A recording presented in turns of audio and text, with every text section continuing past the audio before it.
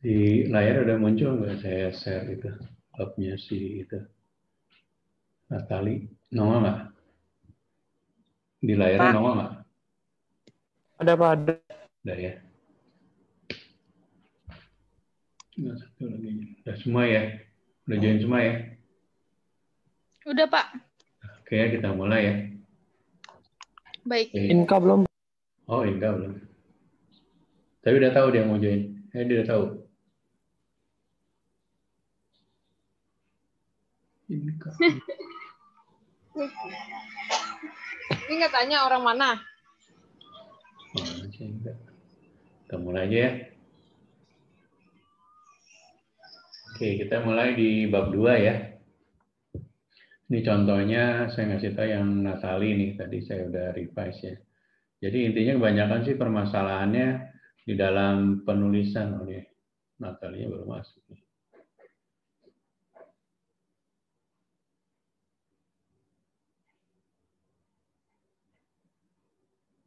Natalia udah join ya? Halo. Udah Pak. Udah ya? Oh, ini Veronica. Oke, jadi kebanyakan saya lihat sih rata-rata kesalahannya di dalam penulisannya aja gitu ya. Kalau kontennya sih so far oke ya. Teorinya oke. Paling ada beberapa yang halamannya bisa kayak gini nih, Santoso et al. 2019. Ini kan tahunnya terus halamannya dikutip ya. Titik 2 halaman berapa gitu ya. Nomornya aja, nggak usah pakai tulisan halaman, tapi nomornya ya. Terus yang kedua, kebanyakan ini misalnya kalau menggal kata nih, di mana ini contohnya. Nah, gini nih, kalau penggalan kata kayak gini ya, kelihatan ya, di layar kelihatan ya. Ya Pak. Kelihatan, Pak. Nah, waktu penggal ini kan antara judul baris sama kontennya terpisah nih. Nah, minimal itu 2 baris ini naik ke atas itu loh. Jadi bacanya enak. Jadi kan namanya skripsi, karya tulis, disertasi itu adalah novelty, karya kita yang terbaik lah ya. Jadi kamu nulisnya juga harus terbaik. Jadi kalau gini bacanya nggak enak nih ya. Jadi Kalau setiap menggal, kenapa? Kalau diturunin bisa nggak, Pak? Bisa Atau ini diturunin, oh ya. tapi kalau space-nya kejauhan, kamu harus masukin lain gitu, kata-kata di sini. Jadi jangan kelihatan ininya, jaraknya kosongnya banyak gitu ya. Oke, Pak. Biasanya kita ngakalin bisa ada gambar atau tabel, bisa dinaikin supaya ini Oh, turun gitu ya. Kayak gitu ya. Pokoknya jangan menggalnya, jangan gini nih. Ya, ya, Pak. paham ya. Terus, nah ini sama juga nih loncatnya ya. Ini kan barisnya isinya di sini, ininya di ini. Jadi nggak enak kita bacanya kalau baca karya tulis ilmiah itu jadi lebih rapi gitu ya. Ya, Pak. Itu terus apa lagi ya? Nah ini loncatnya tuh di itunya berapa spasi sih? 2, Pak. Hah? Nah cuman kalau di kampus lain itu ini terlalu jaraknya terlalu ke inian ya, menurut saya mendingan dideketin aja gitu minimal ini. Jadi apa sih namanya tuh? Orang membacanya tuh nggak banyak space kosong gitu ya. Jadi lebih bagus dari sisi novelty kamunya, temuannya ya.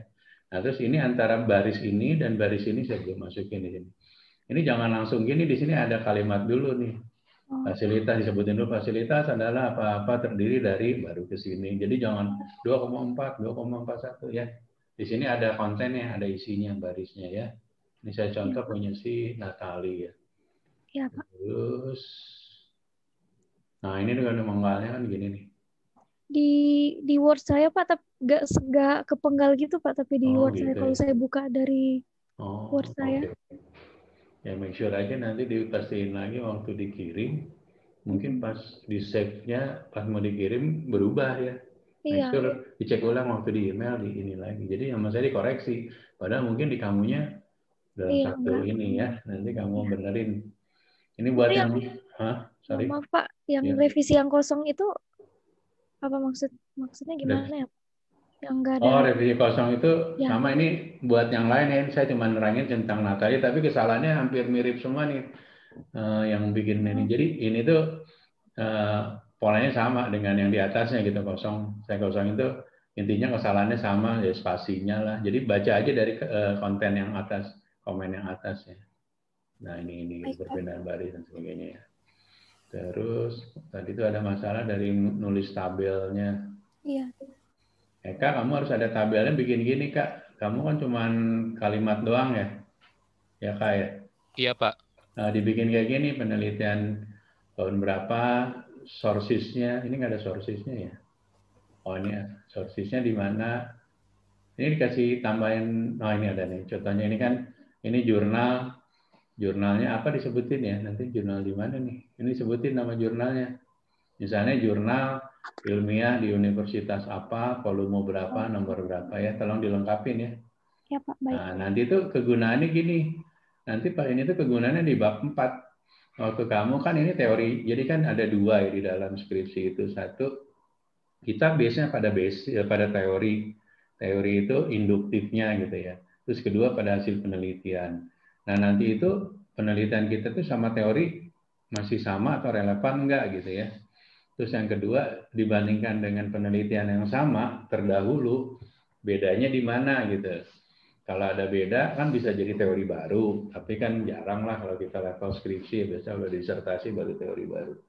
Jadinya itu, nanti ini tabel penelitian terdahulu itu buat di bab 4 dibahas gitunya ya. Jadi ceritanya nanti kita ada deskriptif menceritakan bahwa penelitian kamu ini dibandingkan dengan teori itu sama gitu ya. Tapi dengan penelitiannya si Taufik ternyata ada beda gitu. Bedanya di apa gitu.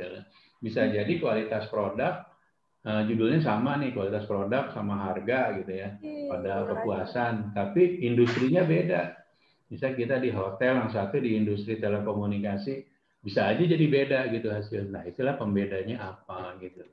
Nah, kalau namanya karya ilmiah itu ada suatu novelty gitu, namanya istilah novelty itu ada temuan baru, ada fenomena baru. Nah, itu bagus berarti itunya ya. Gitu. Nah, ini tuh gambarnya di sananya gimana? Pecah juga apa? Di Word saya sih enggak, Pak. Oh, Saya gini. buka lagi tadi enggak. Desainnya gini tuh. Iya. Nah, nanti jadi ini sama ya modelnya. Jadi variabel X1 kan dimensinya apa aja gitu ya. Ya. Variabel X2 dimensinya apa aja. Nah, nanti itu X1 kan mempengaruhi Y. Jadi kepuasan pelanggan itu bisa dipengaruhi oleh kualitas pelayanan. Secara teori kan benar ya. Nah, terus juga dipengaruhi oleh fasilitas.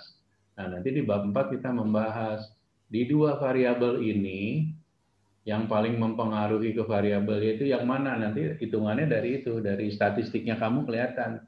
Oh, ternyata yang mempengaruhi kepuasan pelanggan, ini kan nanti kita bikin kuesioner ya. Kuesioner itu nanti diisi oleh si siapa tuh namanya, tamu atau siapapun pelanggannya. Nanti dia akan ngisi, nanti dari situ kita bikin tabulasi, dimasukin ke hitungan statistik. Dari situ ketahuan, oh ternyata yang mempengaruhi kepuasan pelanggan itu fasilitas gitu. Nah, nanti kita ceritain kenapa kok ini bisa lebih kuat dibanding ini gitu ya.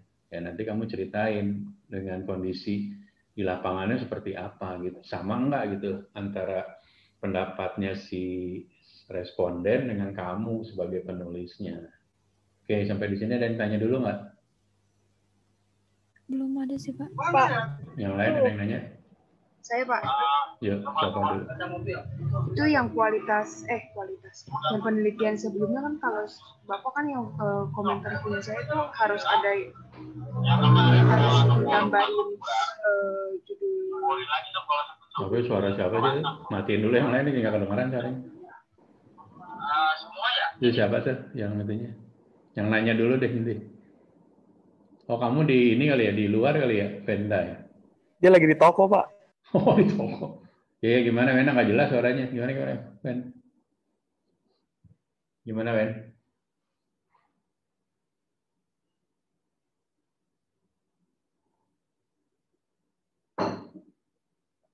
Bentar Pak.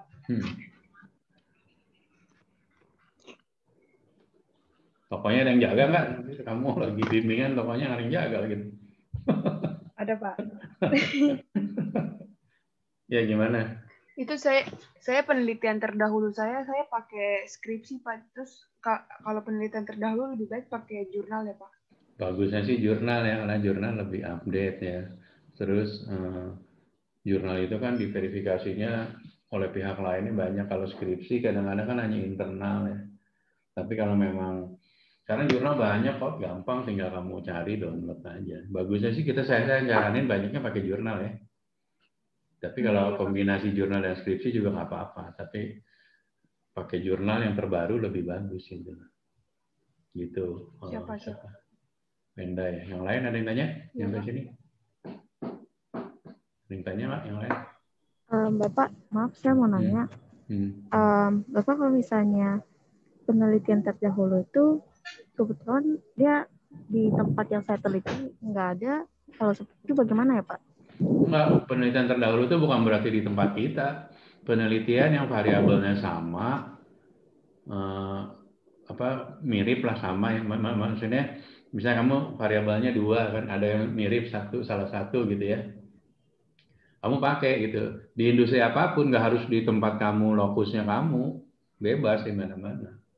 Cuman kan kita kan bukan melihat di tempatnya, tapi variabel ini dan variabel X1, X2 ini kalau di industri lain, yang saya ceritain tadi, atau di tempat lain, walaupun sama-sama hotel nih, sama-sama resto, mungkin hasilnya bisa beda gitu. Nah itu harus kamu, kenapa perbedaannya gitu ya, kamu terangin gitu. Baik Pak, terima kasih Pak. Yuk, ada lagi yang tanya?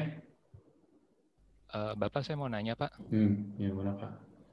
Jadi kan kalau kemarin itu saya bikin yang teorinya itu kan kebanyakan dari kutipan dalam kutipan gitu Pak. Jadi kan bukan dari pendapat ahli secara langsung, karena kan teorinya kan lama gitu Pak.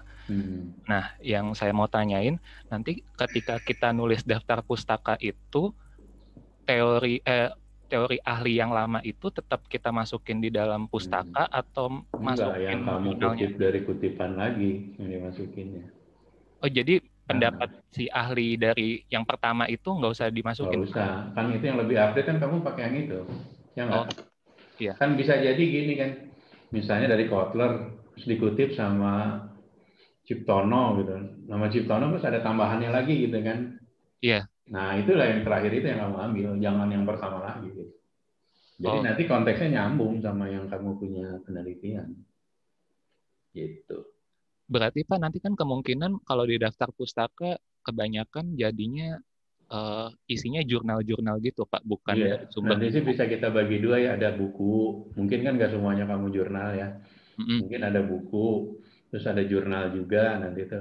Terus mungkin ada peraturan pemerintah atau tabel statistik dari BPS itu. Jadi itu sources-nya 3 di daftar pustaka, ada buku, jurnal atau peraturan pemerintah atau kayak tadi BPS ya, statistik gitu ya. Gitu. Baik Pak. Yang lain ada yang tanya?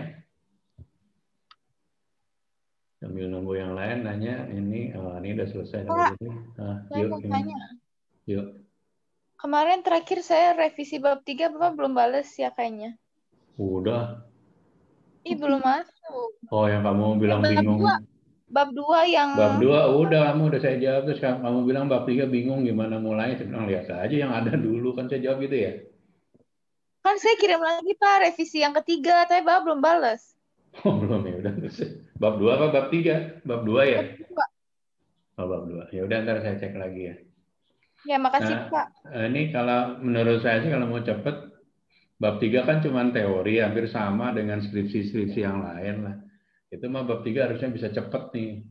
Kalau kamu memang bisa mau cepet ke bab 4, misalnya lokusnya kamu udah oke nih ya, tempatnya udah bisa buat nyebar kuesioner. Karena nanti kan yang lama tuh kamu dari mulai nyebarin kuesioner, terus ngolah data, itu yang lama. Makanya kalau ini bab 1, 2, 3 bisa cepet, spare waktu kamu di bab 4-nya lebih panjang gitu loh. Kalau bisa langsung udah bab 3 langsung kuesionernya dibikin. Tapi sebelum disebar kasih saya dulu ya, saya cek dulu kuesionernya bener nggak. Jadi prinsipnya gini ya, tadi kan dari teori variabel ada dimensi turun indikator kan, ingat ya. Nah dari indikator ini ada nanti tuh ada, kamu bisa lihat dari beberapa di Google contoh, misalnya indikatornya kalau reliability misalnya terhadap fisik bangunan gitu kan, Nah, nanti indikatornya, pertanyaannya related sama indikator gitu ya, harus nyambung gitu loh. Jadi nanti itu waktu di statistiknya itu akan dibobotkan dari indikator-indikator ini. Nanti indikatornya misalnya 10, dari 10 itu ternyata yang kuat indikator 2 dan 5 gitu. Nah, itu juga nanti dibahas di bab 4 kenapa 2 dan 5 kuat gitu ya. Nah, itu tinggal kamu nanti kan bisa lihat di kesehariannya. Oh, 2 dan 5 ternyata memang karena lokusnya gimana gitu. Gitu ya. Jadi ingat ya, sebelum indikatornya sebelum kuesioner disebar, kuesionernya kasih saya dulu ya biar saya cek, takutnya salah nanti. Dan bikin pakai Google Form aja, sekarang nggak usah pakai biar gampang kan, orang tinggal milih di bisa milih langsung tick mark gitu ya. Bisa dari gadget atau bisa dari email gitu. Oke, ada yang ditanya? Pak, saya mau tanya. Bab 3 itu kan berarti kita jelasin metodologi penelitiannya. Iya, benar. Itu biasanya tuh kita pilih salah satu ya Pak, kualitatif atau kuantitatif, atau enggak deskriptif gitu. Atau enggak, ada yang gabungan? Gini, jadi ceritanya kalau kamu udah ngukurnya variabel X1, X2 itu udah hitungannya kuantitatif kita. Kalau kualitatif tuh judulnya kayak mengarang gitu loh, cerita aja gitu loh. Kalau kuantitatif itu ya ada X1, X2 kita ukur gitu. Ada alat ukurnya. Kalau kualitatif itu cuma cerita kayak dongeng aja gitu. Tapi emang lebih ilmiah gitu. Jarang sih. Jadi kalau kamu semuanya ini kuantitatif karena menggunakan metode statistik gitu ya. Nanti ada uji uji validitasnya, variabelnya valid enggak, terus ada mengukur pengaruhnya mana yang paling kuat dan sebagainya ya. Kalau di kampus bikin statistik di mana ada yang tahu? Ngolah statistiknya di mana? SPSS maksudnya Pak? Ya, SPSS atau yang sederhana aja SPSS. Bisa pakai SPSS? Nggak bisa, Pak. Belajar nggak? Nggak bisa. Iya. Paling belajar sih nanti, Pak. Iya. Nggak, biasanya kita juga kalau memang nggak bisa, ada orang yang bisa bantu bikinin gitu. Nanti dari hasil kuesioner itu kita kasihin ke orangnya, sama dia dimasukin ke SPSS-nya, nanti dikasih report akhirnya. Nah, report akhirnya itu, kita membaca report akhirnya itu. Jadi dari situ variabel mana yang paling kuat antara X1, X2 gitu loh. Terus indikatornya mana yang paling kuat. Nah, di bab itu ngebahas itu doang, ngeritain bahwa ternyata yang mempengaruhinya adalah harga, terus indikatornya ini gitu ya. Nanti cerita di bab 4 itu gitu. Nah, nanti ya dari indikator yang lemah, yang terlemah itu menjadi saran buat perbaikan kan. Jadi misalnya indikator di salah satu indikator di harga lemah nih di tempat kamu penelitiannya. Nah, itu tuh menjadi saran nantinya. Jadi nanti itu antara bab 1, 2, 3, 4 tuh nyambung gitu loh. Antara latar belakang sama kesimpulan saran itu nyambung gitu ya. Paham? Ngerti nggak? Paham, Pak. Ngerti, Pak. Paham ya? Jadi yang variabel indikator yang terendah atau variabel terendah itu menjadi saran nanti. Jadi masukan itu 2 ya, masukan buat perusahaannya, masukan juga buat maksudnya akademisi buat pengetahuan ilmunya gitu ya. Jadi ternyata ada masukannya dari kita adalah ABCD buat perusahaan tersebut apa gitu ya. Ya syukur-syukur masukan dari kita itu menjadi manfaat ya bagi yang perusahaan yang kita teliti gitu. Ngebantu perusahaan yang kita teliti untuk menjadi lebih baik lagi gitu ya. Oke, any question so far? Stallone? Pak, mau tanya lagi. Ya, gimana Gen? Jadi kan di metodologi ini kan kita bakal tulis nih, kita metodenya itu kan kualitatif. Kita perlu jelasin nggak Pak?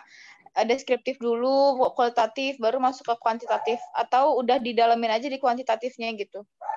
Enggak, tetap kalau di bab 3 kan cuma teori doang. Jadi kita nyeritain bahwa metodologi penelitian adalah menggunakan uji normal, uji ini, itu diterusin aja gitu. Itu kan cuma nyeritain mengenai nanti di bab 4-nya kita cerita kita menggunakan metodenya ini, alatnya SPSS gitu. Jadi bab 3 sih sama persis seperti teman-teman yang lain gitu. Dan itu nggak dianggap sebagai plagiator, memang bentuknya begitu. Kalau kuantitatif memang metode penulisan Madlibnya seperti itu gitu ya. Ada lagi? Bapak, saya mau nanya. Maaf Pak, saya mau nanya, lokus itu location kan? Lokus itu tempat kita meneliti, istilahnya bahasa Latinnya atau bahasa ilmiahnya lokus kita sebutnya. Baik Pak, terima kasih Pak. Jadwal sidang kapan ya? Katanya daftar sidang bulan Desember. Hah? Katanya daftar sidang bulan Desember, bulan Januari udah mulai bisa sidang. Desember sidang, Januari wisuda apa gimana? Enggak. Jadi katanya daftarnya buat sidang mulai Desember. Sidangnya Januari. Desember. Sidangnya Desember. Daftar sidangnya. Jadi mulai antriannya itu bisa mulai dari Desember ke Januari sih Pak. Ya berarti November Desember kamu beresin bab 4-nya sama bab 5. Mulai dari kuesioner aja kan butuh waktu ya, kan orang nggak langsung ngisi gitu. Baik Pak. Nanti di bab 3 ada syarat berapa minimal responden itu dari skala itunya ya, skala Likert-nya. Jadi kalau kita variabel 2, terus indikatornya berapa, di situ ada rumusnya. Jadi minimal berapa itunya respondennya. Jadi nggak bisa respondennya seenaknya kita, nggak ada aturannya. Jadi dari indikatornya berapa banyak, gitu. Nah, make sure pelanggannya atau tamunya cukup gitu loh. Karena kalau kurang nanti kan bisa jadi itu nggak valid ya. Karena misalnya yang respondennya cuman harusnya misalnya secara rumusnya skala Likert itu harusnya misalnya 150 responden gitu. Kamu cuma dapat 100, ya kamu harus dapetin 150 karena kalau nggak nanti nggak valid itunya uji statistik kamunya. Ya. Baik Pak. Ada lagi yang ditanya? Pak, saya mau nanya soal kutipan. Ya, kalau kita kutip teori, misalnya kita kutip teori Kotler tahun 2005, tapi di jurnal orang yang tahun 2020, itu bisa Pak? Bisa, jadi yang kita kamu ambil yang jurnalnya yang 2020. Berarti yang kita masukin tahun 2020-nya aja Pak? Iya, betul. Kutipan Kotler pada siapa di tahun 2020. Seperti tadi yang Eka tanya. Jadi ambil yang terupdate. Karena bisa jadi yang terupdate ada tambahannya ya, maksudnya atau ada adjustment. Oke. Gitu. Bapak, saya mau tanya. Yuk. Siapa? Ya, duluan aja. Kalau misalnya kita Pak, kontennya itu harus kita kutip bener-bener copy paste, atau kalau yang panjang banget boleh kita singkat nggak Pak? Atau kita ubah sedikit kata-katanya? Merubah kata juga harus hati-hati, jangan merubah kata nanti merubah arti loh ya. Kamu nggak bisa kita maksudnya intinya kita kalau teori nggak bisa disingkat ya, teorinya plak apa yang dia sampaikan gitu ya. Tapi kan kita mengutip lagi kan gitu kan. Nah ceritanya panjang nih, kamu ambil intinya aja, tapi jangan dengan bahasa kamu ya, harus bahasa itunya tersiratnya gitu ya, supaya message-nya nggak jadi beda nantinya gitu. Oke, baik Pak, itu Yuk, aja. apa lagi? Pak, saya mau tanya. Itu yang telaah penelitian sebelumnya kan misalnya ada pakai 4 atau 5 kasus gitu ya Pak, yang judulnya mirip. Itu nanti jurnalnya itu perlu dilampirkan ke dalam proyek akhir kita atau ditulis di daftar pustaka aja Pak? Di daftar pustaka aja nggak usah, cuman ini doang buat reference doang, nggak usah di print, dicetak, dimasukin, nggak usah. Yang penting message-nya nanti kan akan saya bilang itu bahwa nanti kita akan compare penelitian kita hasilnya gini gitu ya, di compare sama penelitian terdahulu, bedanya apa gitu, kesamaannya apa, bedanya apa gitu. Hanya sampai di situ doang sih, nggak nyampe harus dikompil, dijilid penelitiannya, enggak, cuma kita tahu aja poin-poinnya. Makanya cukup di tabel itu aja kamu poinnya apa dia yang dimention sama si peneliti ini apa gitu ya. Nanti tinggal compare aja bedanya sama kita apa gitu ya. Iya, baik. Ada lagi? Tedri, Stallone, nggak ditanya? Udah ada, Pak. Semua udah dibahas, Pak. Sip. Sama, Pak. Kalau nggak ada, kira-kira kapan bisa bab 4 target? November akhir bisa nggak ya? Bisa, Pak. diusahakan. Bisa, Pak. Bisa. Bisa. Terus respondennya pasti ini maksudnya Maksudnya respondennya. November udah sekalian respondennya, Pak. Oh iya, jadi maksudnya kan November akhir itu bab 4 udah jadi. Jadi data sekarang katakanlah minggu pertama kan kamu bikin dulu kuesioner nih ya. Kita bikin target ya minggu pertama kamu bikin kuesioner. Kasih ke saya, udah cek bener, kamu mulai nyebar kan. Nyebarnya bisa manual atau menggunakan. Saya sih caranya pakai Google Doc ya, biar gampang gitu ya. Terus siapa tuh namanya responden juga nggak ribet gitu kan. Nah katakanlah waktu pengumpulan kuesioner itu minggu kedua, minggu ketiga, minggu keempat kamu bahas. Cepat bisa nggak? Biar cepat kamu wisudanya, sidang. Ya paling terakhir Desember minggu kedua lah. Karena memang ngolahnya rada lama juga. Di kampus bukan ada yang bisa ngolah statistik? Nggak ada ya? Kurang tahu, Pak. Ada, Pak, teman, Pak. Udah pada kamu pusing gitu. Minta tolong aja bikinin gitu. Maksudnya bikinin ininya, mengolah datanya ya. Nanti kan dapat reportnya. Nah, nanti data olahannya juga di-attach ya di halaman ini. Jadi biar bagus itu ya data pendukungnya. Gitu. Oke? So far? Oke? Jadi ketemu lagi Pak, kapan? Bisa kapan? Pak, jadi Pak mau tanya sebentar sedikit lagi. Iya.